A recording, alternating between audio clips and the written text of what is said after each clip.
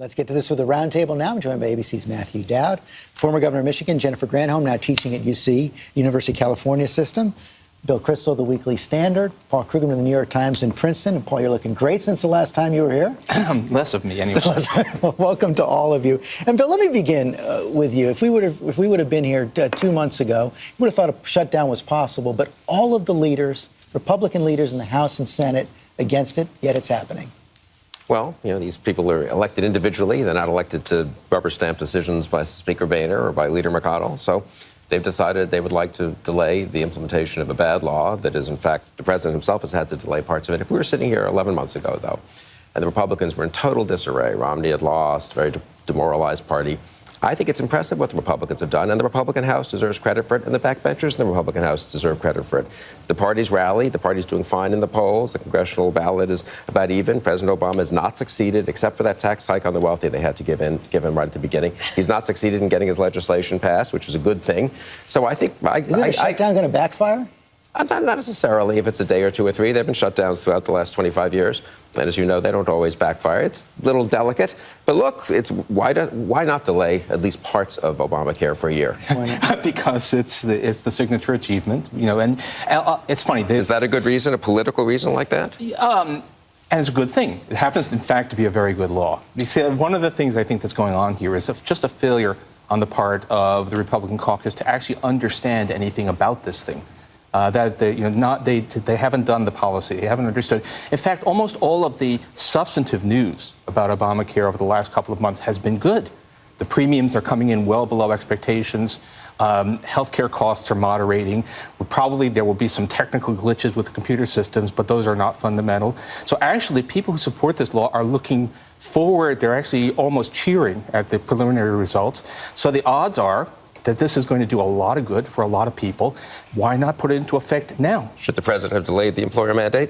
The employer mandate was should he? Yes or no? Yeah, actually, because right, but not the individual mandate. They are completely different. Business gets the delay, but the individuals, this is what I'm talking about. This policy ignorance, not understanding. Is there something called that the employer mandate is basically a trivial add-on to the law, while the individual mandate is central to it. Dad, if you don't understand that, you don't understand intellectual and political argument. I guess the bottom line, though, is that they don't have the votes to delay Obamacare right now. And I think a lot of the country looks at this and sees both sides saying, what are they doing right now? Well, first, I want to say, after watching your interview with the foreign minister of Iran, it's somewhat amazing and ironic that more reasonableness and enlightenment is coming out of the Middle East than is coming out of Washington, D.C. these days.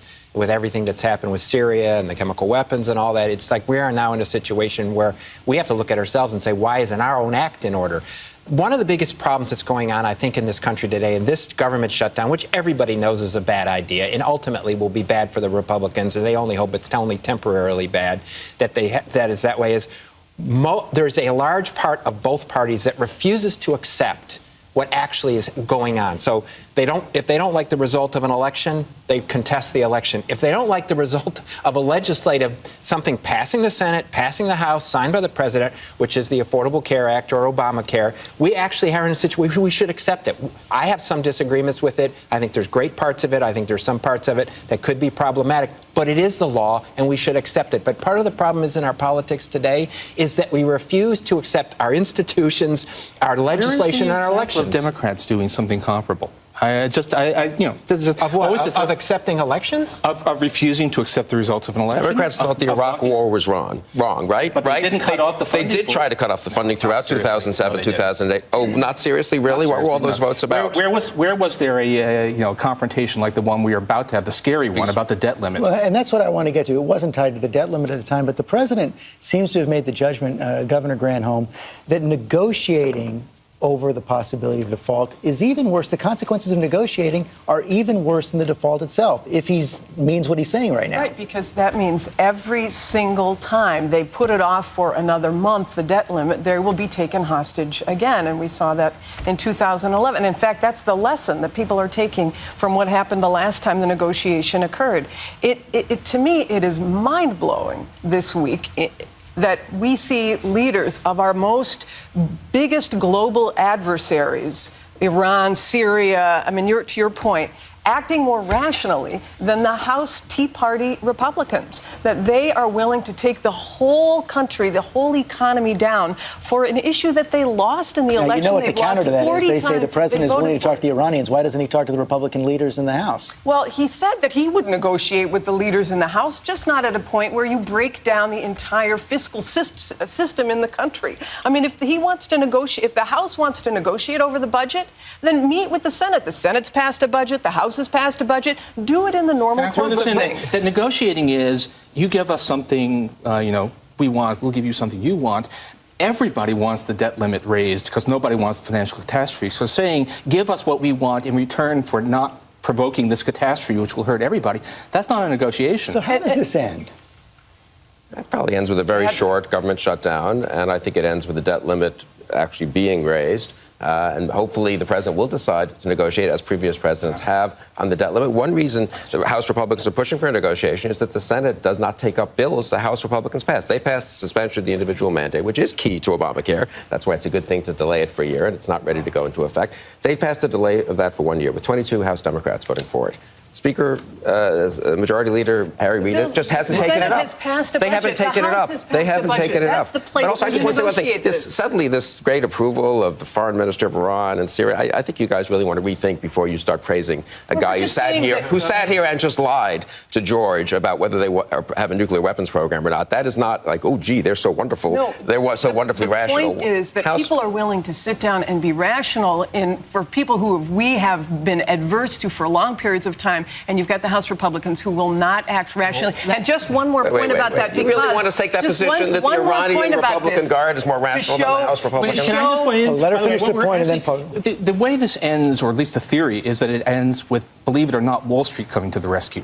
That we have a government shutdown, and Wall Street suddenly says, oh, my God, this is real. These people really are that crazy, and they put pressure on the Republicans. Well, that's one of the unfortunate... That's one of the work. biggest unfortunate things in all this is because I think so much of what's going on in Washington, D.C. is we're taking our cues from Wall Street, which is only affecting, by and large, people own stocks, but by and large, 10% of the country is the only part of the country that has grown in the last 20 years, mainly by Wall Street. And so much of what's going on with the Republicans and the Democrats is their cues are coming from Wall Street. But I want to say one thing.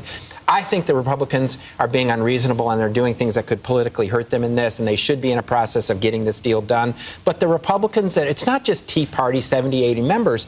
That part of the Tea Party caucus or whatever you call it represents a large segment of the country which does not trust the federal government at all to do anything efficiently and effectively. The president has not done any job at all in convincing the public that the government should be involved in stuff and it can do it well. And I think the Tea Party or whoever is a reflection of the country does not trust Washington, D.C. and does not trust the federal government. That's true, but let me then bring this question back to Bill Kristol. You say you think this is going to get resolved. It appears, though, given the factions in the Republican Party who don't want to approve anything, that the only way this gets resolved is if Speaker Boehner says, I'll do it with Democratic votes. Doesn't that cost him his speakership? It doesn't cost him his speakership if he has to do it. But look, here's what's going to happen. I think the Senate will strike this attempt to delay Obamacare for a year. I think Republicans might then come back and say, well, how about striking the congressional exemption that the president just decided to give members of Congress and their staff? Maybe that the Senate will accept on the debt on the continuing resolution. What about the medical device tax, which the Republicans added with Democratic votes last night, which most Democratic senators are against? It's the Democrats who are being utterly intransigent in negotiating. To prove how non-serious this is, though, they also added the ability of employers to deny contraception to women, which is also something that is completely politically ridiculous for them. And John Boehner, as Speaker, I think he has already ceded that territory. The real Speaker of the House is Ted Cruz. Are you confident this gets done? No, I'm not at all. I think we're running a 30% chance of, the government shutdown is a given, but that actually, we're all kind of feeling, okay, that's all right, which tells you what kind of a state we're in.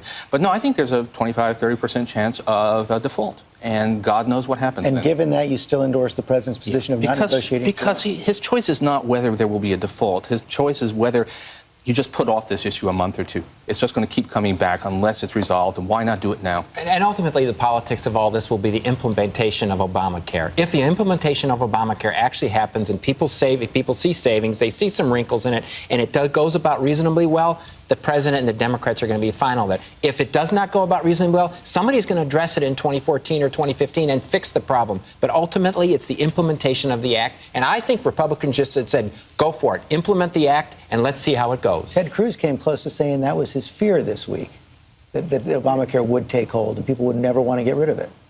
Yeah, I think he's wrong about that. I think when it takes hold, people will want to get rid of it. It doesn't benefit that many people, as Paul knows. In the first year, the numbers are rather small. I think it will damage more people as their premiums go up, and as families lose coverage, as businesses cut back to covering simply the employee himself or herself, and families have to go into the exchanges.